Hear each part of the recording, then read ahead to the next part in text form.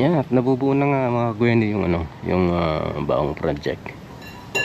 Yan, nagkaroon ng magandang picture. Medyo tawag pansin to. Tapos na naman yung kalating araw nila kay Carpenter dun sa pag-asentada nila dun sa taas. At yan, punta tayo doon.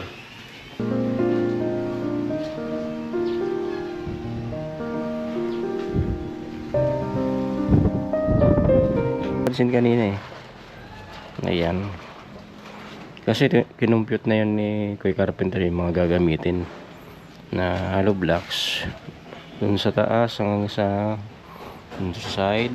Pinapatuloy na po nila Kuya Carpenter yung mga dapat gawin dito sa new project. So, si Dada na muna yung nagpapatuloy sa pag-vlog habang ako naman ay nag-e-edit dito.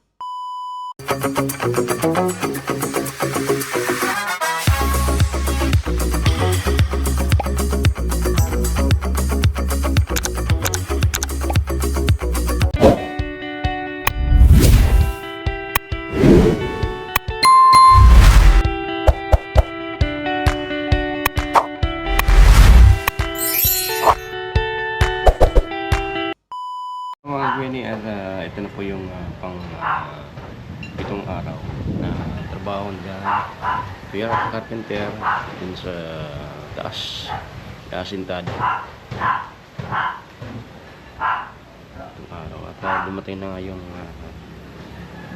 last na order pong hollow blocks, another 300 para na rin dito sa second floor. Papatuloy pag-asintada. At yan, kaya tayo dito sa tulay. Tingnan natin yung likod. Yan,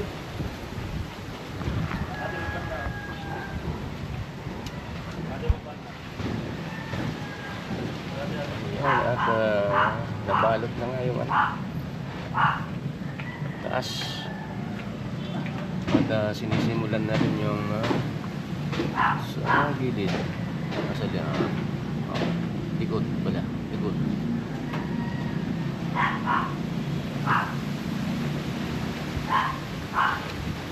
At siguro ngayong kalating araw ay baka hindi lang bawat lang kalating araw. Tapos na yan. At sisimulan na rin dito sa second floor yung pagtabas ng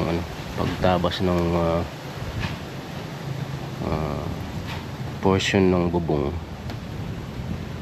dun sa gilid, kasi asintadahan din yun ng hollow blocks. Ganyan sa taas. Yan, at nabubuo na nga mga gwen yung baong project. Yan, nagkaroon ng magandang picture. Medyo tawag pansin to ng mga dumadaan sa boulevard, sa bypass. Yan nga, kaya hindi ko napagpatuloy yung sinasabi ko nung isang araw kahapon, kasi na putol yun ng malobat yung GoPro. At yun nga yung sabi nung isang viewer na ayan, tinakpan na yung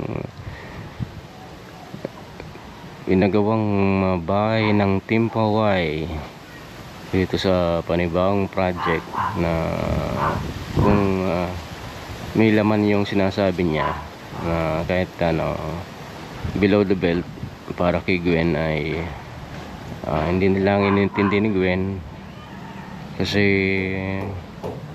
medyo masama yung comment niya.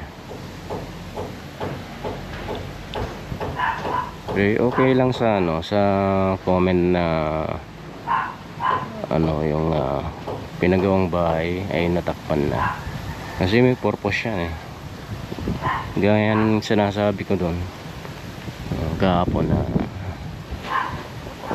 kaya maganda nga nagkaroon kami ng bahay. Kaya lang salamat din sa sponsor na to, panibawang sponsor, kasi ito yung magpapatibay sa ginawang bahay ng Team Poway sa mga susunod na mga malalakas na bagyo o anumang kalamidad na tatama dito sa parting to. Kasi kung ano lang to,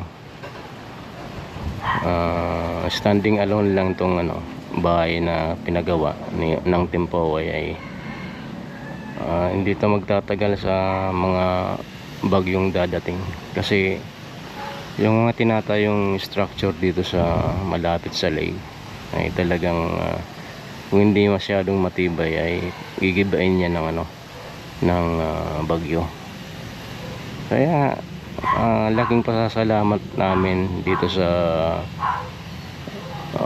bang sponsor, itong nag-iisang sponsor na to na napakabait at napakalaki ng puso at talagang bukal sa loob yung pagtulong niya sa amin. Wala po siyang intensyon na kung ano mang masama kapalit ng pinapagawang project na to, kasi napakabait ng taong to, ng sponsor namin, at itinuturing namin tong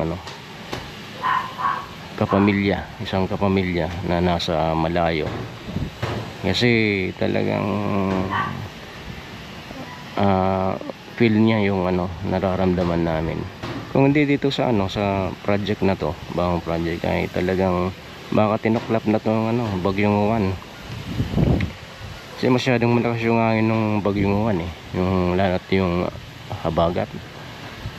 Ewan ko lang kung walang harang dito sa harap.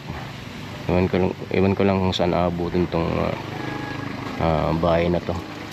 Kaya talagang napakalaking bagay na meron ng ganyan, kahit nga natakpan na yung kaganda ng view ng pinagawang pabahay project ng Team Poway. Kasi kung mapapansin nyo ay inipit na siya yun sa gilid. Ayan, may poste sa gilid niya. Yun ang umipit dito sa bahay na siyang lalong magpapatibay dito sa ginawang bahay. Magiging safe na to magiging safe na to sa anumang kalamidad na darating. Kasi tingnan nyo naman yung poste niya. Talagang yan, nakaprepare yan sa mga kalamidad. Kaya ganun na lang yung pagtulong na ginagawa sa amin ng sponsor namin to. Kasi bilang kapamilya ay ayaw na niyang nakikitang yung nahihirapan kami, lalo na kung sa panahon ng may kalamidad na gaya ng dati na kung saan saan kami pumupunta para lang makapagtago sa panahon ng bagyo. Kikisilong kami dun sa mga matibay na bahay, at kung saan kami abutin ng ng unos gaya ng Christine. Ayan, yung unang istasyon namin yung katabing bahay, yung may tindahan na malaki.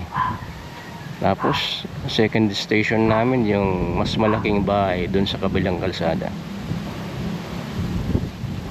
At nung tumila na yung bagyo, doon na kami sa yung tinutuluyan, kasalukuyang tinutuluyan nila Kuya John.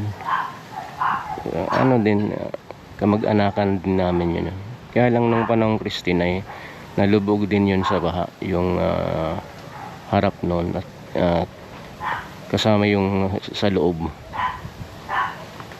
Kasi yung tubig hanggang dun napakataas ng tubig. Kaya yun na nga, itong Pabay project ay hindi pa naman tapos nun. Buti nga hindi pa buo. Kasi ewan ko lang kung buo na tong yung kumpleto. Masasayang lang yung nakalagay. Kasi yung tubig dito ay kalahati dito sa second floor. At yung kasalukuyang ginagawa yung kusina, giniba ng tubig. Kasama na yung mga kawayan na pumasok dun sa kabayan. Ayun, tinusok yung ginagawa pa lang na asintada dito sa kusina. Kaya yun nga nangyari. Kaya ayun, biglang katapos nung mabuo na to, ayan, sa mga ilang buwan, ayan, biglang dumating tong sponsor namin na napakabait talaga. Talagang down to earth yung pagtulong niya sa amin. Ayan. Kaya okay lang na maka-receive kami ng comment na ganun, parang wala na yung ganda ng bahay na pinagawa ng Team Paway. Okay lang po yun. Kasi may purpose naman kung bakit tinayuan pa ng panibagong project sa harap ng bahay na to, ng bahay project ng Team Paway. Kasi ayun na nga, yun ang nagpatibay para hindi tuluyang masira yung Pabay project. Siyempre ito yung namin, unang sariling bahay. Kaya talagang pinahalagan din namin to. Kaya nga nung may kumatok na sponsor, at ito may purpose kasi dito sa project na to, hindi pa pwedeng i-reveal. Pero at the same time, yan, nakakatulong na nga kasi sa panahon ng bagyo, yan, siya yung harang, frontline siya. Lalo na't yung dito, habagat ay masyadong malakas, napakalakas ng habagat dito, galing dyan sa lake. Kaya siya yung unang sumasagupa sa habagat. Siya ang shield nitong bahay. Kaya yun nga, okay lang yung ganong comment. Pero yung dagdagan pa ng comment na medyo hindi naman totoo. Kasi kung mapapansin nyo dun sa comment nung isang commentator, ay may sinabi siyang medyo below the belt tungkol kay Gwen dito sa bagong project. Hindi naman kami na saktan masyado kasi hindi naman totoo yun. At alam naman ng sponsor kung ano yung ginagawa niya, kaya tinutulungan niya kami. Kaya mali yung comment ng isang commentator. Doon siya nagkakamali. Kasi hindi pa kasi pwedeng i-reveal kung ano talaga ang pinakang purpose nitong bagong project sa harap ng bahay ni Gwen. At ayan, talagang grabing pasasalamat namin. Talagang dun nga sa pag tinatanong ako anong masasabi ko, speechless ako kasi hindi naman namin akalaing ganito yung mangyayari sa buhay namin. Biglang ganito, nagkaroon ng sariling bahay, at ito, may panibagong project pa na ayan, mas malaki. Tapos na siya ating magtinda sa ayan.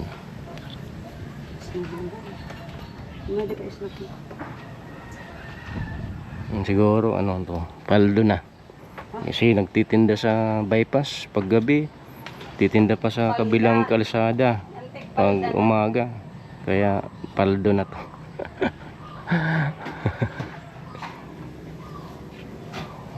Ayan. Rolling sa naman araw-araw. Para di mo, Rolling kasi kailangan kumayod. hindi mo wanan ng Hindi chinilas ta, baliktad. ika nagsusupong ka Tigsaluyo. Hindi kagaya ng iniisip ng iba na mayaman na daw kami dahil sa project na ginagawa. Yun ang hindi totoo. Kasi kung mayaman na kami ay ba't pa kami magtatrabaho? Kakayod. Mayaman na eh. Hindi porket may makikitang napakalaking structure sa harap ng bahay nyo, panibawang building, ay yun ang pagbabasehan ng sasabihin mong mayaman na to. Kasi ganyan, hindi biro-biro yung may pinapagawang ganyan. Totoo nga, pero hindi naman po sa amin yung perang kinastos dyan. Doon nga sa buting sponsor namin, talagang napakabait nga, napakabait talaga ng sponsor namin to. Ayan. At yan po kasalukuyang inaakot na ni Edwin. Ayan si Edwin, kapitbahay din namin yan dito sa compound na to. Siya, manugang. To masyadong malakas to pagdating sa mga ganyan. Kayang-kaya niyang suluhin yung mga binubuhat. Kasi isa siya nagtrabaho dito sa bypass. Under construction yung bypass. Yan, isa siya sa trabador. Talagang batak to pagdating sa mga ganyang gawain.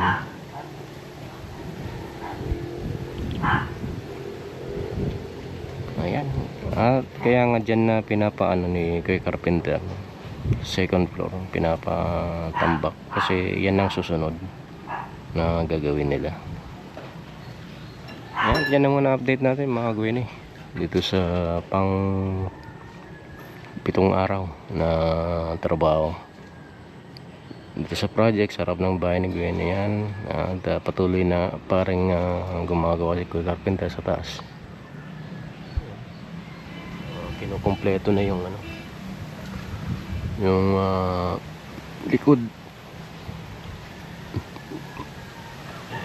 Yan muna update natin mga Gwen at sa muli. A few moments later. Gwen ito, tapos na naman yung kalating araw nila kay Carpenter dun sa pag-asentada nila dun sa taas.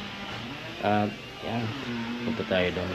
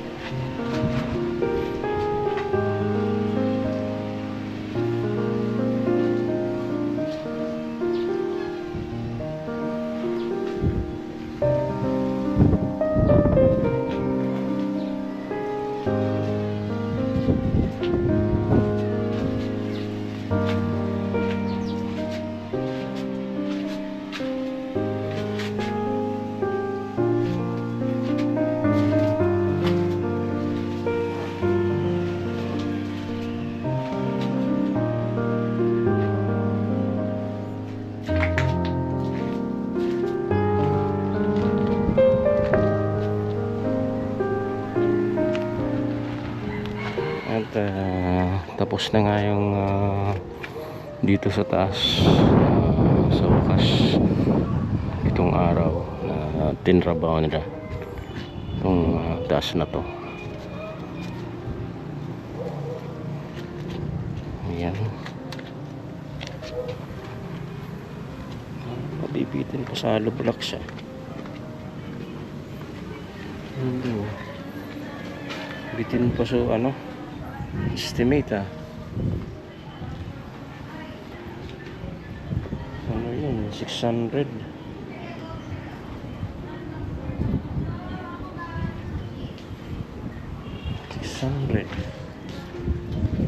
Ito ilan ba dito?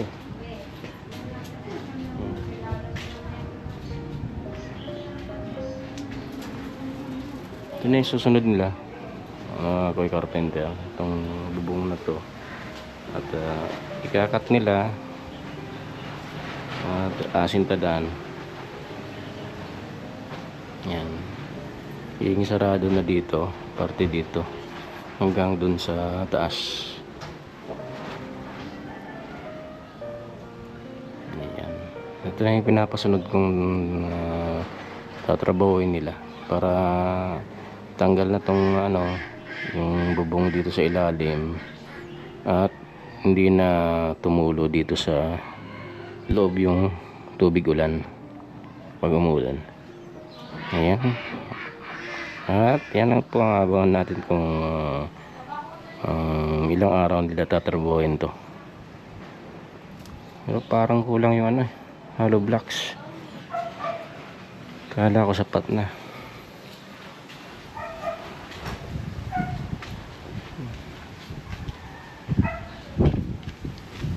Baka may i-deliver pa. Ay pero na yun. Sinyas na yun sa akin na okay na. Ibig sabihin naubos na yung delivery. Ayan. Dito nga anuhan pa to ng hollow blocks. Hindi pa rin na estimate. Kala ko sapat na hollow blocks.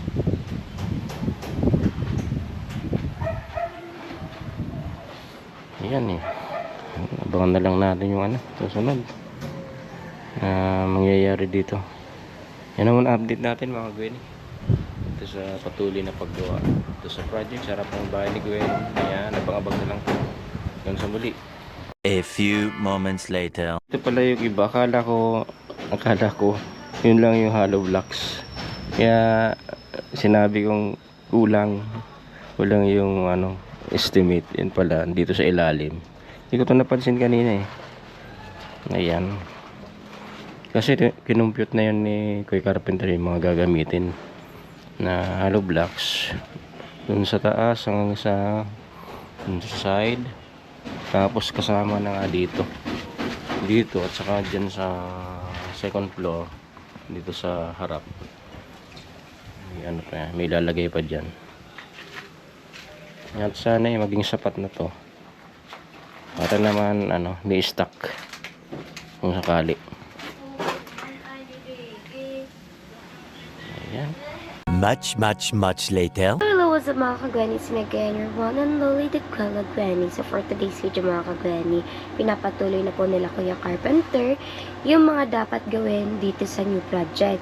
So, si Dada na muna yung nagpapatuloy sa pag-vlog habang ako naman ay nag-e-edit dito sa tablet na ibinigay sa akin ni Kuya BF Vlogs. So, shout out to Kuya BF Vlogs kasi super duper nakakatulong sa akin itong tablet. Ito, Huawei MatePad 11.5S. Wow, kompleto. Malaking tulong sa akin kasi every time na kapag yung mga videos from GoPro, ita-transfer ko dito sa tablet and dito ako sa tablet nakakapag-edit. And then kapag nag-edit naman, pag tapos na ako mag-edit sa tablet, syempre ang gamit ko naman itong iPhone 17 Pro Max na regalo din sa akin ni Kuya BF Vlogs.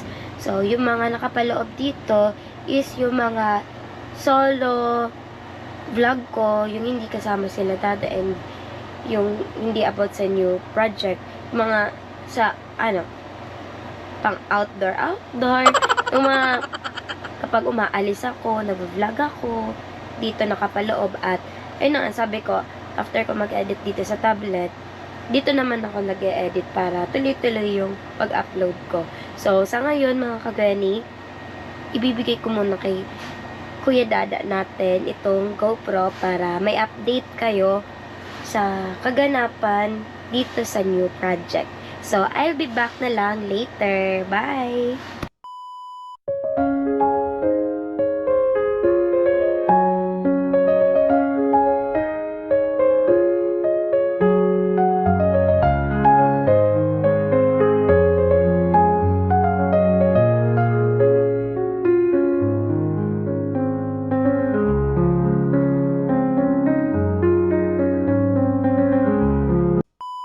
Yan mga kagawin nila, tapos na nga nila Kuya Carpenter yung pang 7 araw nilang pagtrabaho. At yung kanina nga ay kalahati dun sa taas, at ngayon ay dito naman sa second floor. Ngayon, kalahating araw. Yan. Magawa nila. Dating araw sa pang-7 araw.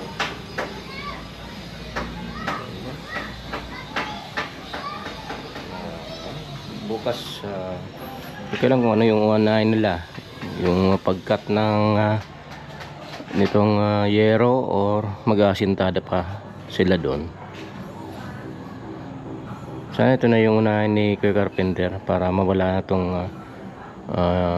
bubong na nakapasok dito. Para yung tulo ng ulan ay hindi na dito sa loob papatak. Ayan po. At yan na muna ang update natin mga kagwini dito sa patuloy na paggawa sa project sa harap ng bahay ni Gwen. Yan. At mag-prepare na ako na mag-ayos.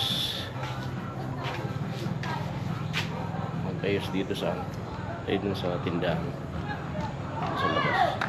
Ayos na po. Magtitinda kami. Ayan. Hanggang sa muli po.